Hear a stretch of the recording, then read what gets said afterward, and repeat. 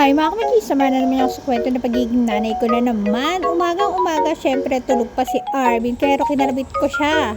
Kinalabit para gisingin mga kamamang wagi para magpaalam. Sabi ko, pera muna ako na, hindi ko na sasabihin kung magkano, basta kumuha na lang ako doon sa may drawer.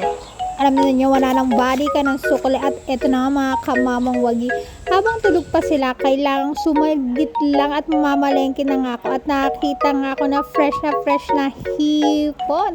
At sabi ko, bibili na nga ako. Kahapon pa ako nagkikrave sa hipon at bumili nga rin pala ako ng gulay dahil nga ang paboritong ulam lagi ng asawa ko ay gulay. Puro na lang gulay at bumili nga rin pala ako ng mais. Parang nahuhulaan na ninyo kung anong lulutuin ko para sa hipon.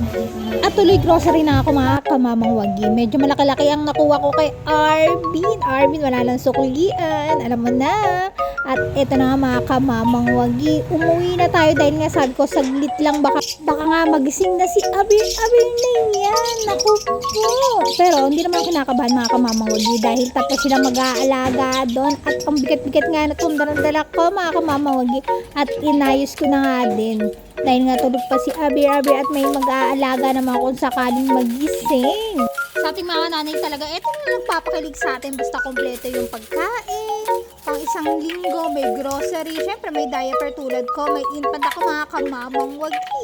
Basta may diaper ang Abir natin na yan. At may gatas sa pa-reserva. Diba? Hindi na ako kakabahan. At eto na nga, patay sindi itong rep namin.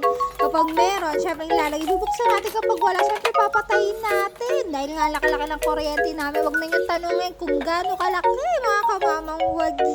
Basta ako mahalaga din may gatas. Dahil nga nagpapadede tayo mga kamamang wagi. Ang baby Abir na yan. Kung dumede ba naman sa akin, kulang na lang. Huwag nang bumitaw. At ngayon nga, nagkakaroon pa siya ng ngipin. Lagi niyang hinahalta. Ang sakit talaga mga kamamang wagi.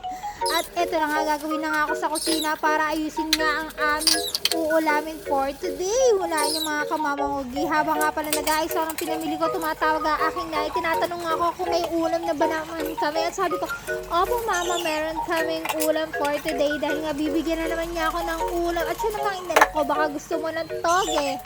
Siyempre mga kamamang wagi, mag-aalok naman tayo. Kapag meron mga kamamang wagi, ano ba yan? Nabubulol na ako, nakakaramdam na kasi ako ng gutom niyan. At syempre, reply sa akin ng nanay ko, wag na anak.